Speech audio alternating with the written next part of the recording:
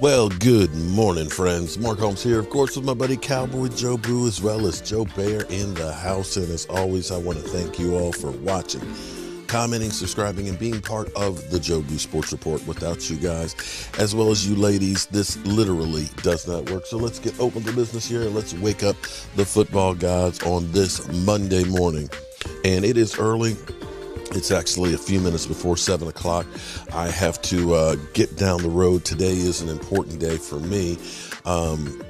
We've been working on this red brick house that was a historic house. No, well, it was. It still is a historic house. But we've been dealing with a lot of red tape and things of trying to get this thing started because of the way it was zoned, commercial highway.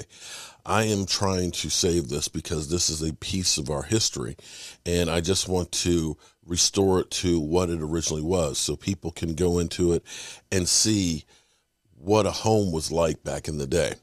And fortunately, the zoning has recommended to the city council changing the zoning to local business, which will enable me to do just that, because to do what they wanted for highway business would literally destroy the house and lose the character that was this red brick house.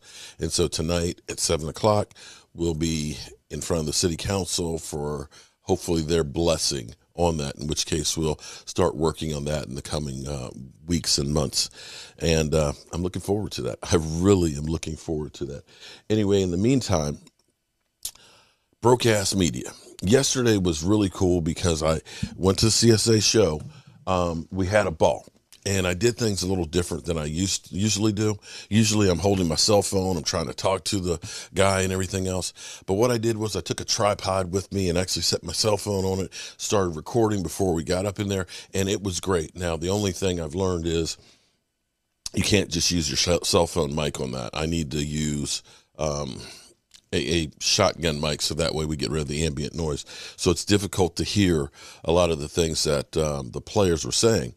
And I got great footage, but probably the piece that is going to haunt me is I messed up because I got all the stuff with Drew Pearson and things, and he had was gracious. He was incredible. And Mike has this book of Dallas Cowboys greats, and he has over the years been going through and getting autographs and things like that. And it's cool because when you open up the book, you know, you're seeing pictures of the greats and things. So they're signing on some of their most iconic pictures. And so yesterday, Michael got Drew Pearson to sign it, and it's a shot of the Hail Mary where he's stretching out to catch it. So you're in front of him, and Drew Pearson is signing it. And unfortunately, I had turned off the camera because I thought he was done, because he had literally said, wait, let me show you something. And I didn't get the camera on at time. And he said, you know, that was the Hail Mary catch. And he points in there. And he said, you see that right there? And you see this ball that's back behind him. He said, you know, that was an orange. He said, and I caught that too. And that's what Mike was laughing about. So people are like, what was Mike laughing about? What was Mike laughing about? And I thought I caught it on the tape and I missed it. And this is what happens when you're broke ass media. And what I think I'm going to do, you know, something I've learned from woodworking and things like that is whenever you do a good size job, you always invest back into yourself. You know, you look and say, I'm going to buy another tool because of this job. And if you do that, if that's in part of what you're doing and in reinvesting in yourself, it'll pay dividends down the road. That's why I've got all these different Mevo cameras and things.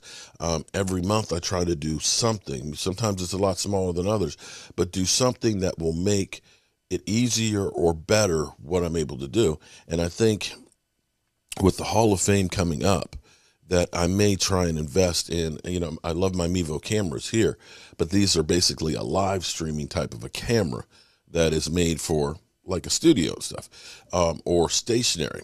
But I think I'm actually going to get like a production movie camera with the shotgun mic built onto it, or that you can put onto it. So that way, when I do things like this, that I'm getting better footage because, well, let's face it, it's broke ass media.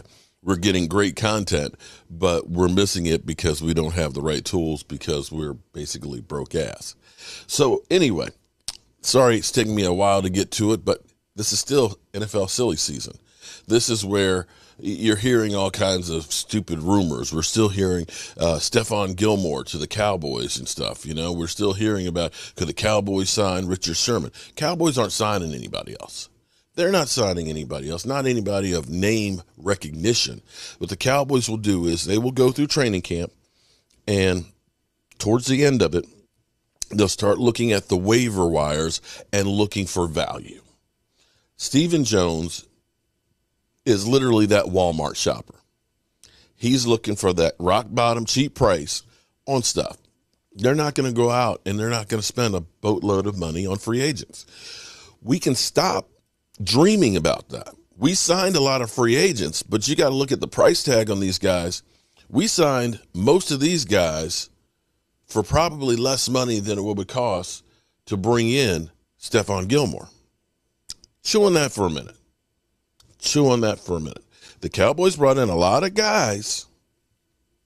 Carlos Watkins, Brent Urban, Keanu O'Neal, DeAndre Kazee, and the list goes on and on. And you could take that pile of guys, and they're not going to amount to one top-tier free agent. The Cowboys believe there's strength in numbers. And if you are somebody who studies the Civil War, that would make complete sense. The North had the advantage of more materials, more men, and everything else. And eventually, even though the Confederates had better generals for the most part and better fighters, the numbers ended up overwhelming. And that's what the Cowboys' philosophy is. We'd rather go ahead and say, let's put some money on this guy dirt cheap. If he works out, hey, maybe we get a pet story pick and we got something, we got a player. If it doesn't, we're not risking a whole lot. They're risk adverse. So when you hear one of these rumors that, and I think I saw, what's his name? From Cincinnati, somebody rehashed that whole thing because the Cowboys doctor, defensive tackle, Geno Atkins, Geno Atkins to visit Cowboys. And I was like, that was last month. But somebody's rehashed that one. One of you, somebody sent me a link, and this is kind of comical, that Matt Ryan was traded to the Cowboys. It was a YouTube video. None of these things are going to happen because the Cowboys don't have the funds to do this. We got $5 million of cap space, and you need that in case you lose somebody during the season and you need to sign some. Now, they'll get some more as some of these guys get cut, but still, they're not going to go get a big-name person. So we sit here. We are under 60 days now. We're at 59 days, 12 hours, 24 minutes, and 20 seconds away from kickoff against Tampa Bay. And in less than a month, really 3.5 weeks from now, me, Michael Anthony, David Wiley, Eddie's going to join us, Daniel Hernandez, all hopping in an RV. Oh, and my friend Richard. And we're driving to Canton, and we're going to be bringing you coverage from the Pro Football Hall of Fame. I literally can't wait because we are on the cusp of the season. The final thing I want to say is, this is when you hold your breath. This is when you hope that nothing happens with your players, because this is that last home stretch. You've had OTAs, minicamp, all of those things are now in the bank. And you pray that nothing happens for that month and a half of time where they're away from the team, where they know that this is summer, and after this ends, we're on lockdown through the grind of an NFL season, that our bodies are going to be broken up and battered and bruised. And even though we got a Tuesday off, we probably can't do a whole lot because we're just not physically able to. That's when you are scared that none of these guys have anything that happens. Thus far, a week from tomorrow, the guys leave for Oxnard. This has been the quietest off season with no drama whatsoever from the Dallas Cowboys anywhere. Not from Jerry, talking about glory holes, or Stephen Jones talking about we need a team-friendly deal, or players saying I'm not signing crap I mean, I'm not getting my shoulder worked on until I get my contract. No talk about Dak Prescott getting his contract. No talk about Zeke being suspended or Zeke giving a flipper to a guy in Vegas or Tyrone Crawford in a nightclub. Nothing. It's been dry. It's been hard on us YouTubers because there is no big headlines. There is no big splash. There is no, is Dez Bryant going to be re-signed or let go? There's none of that. And I think that that's the best thing that could have happened to our team this year.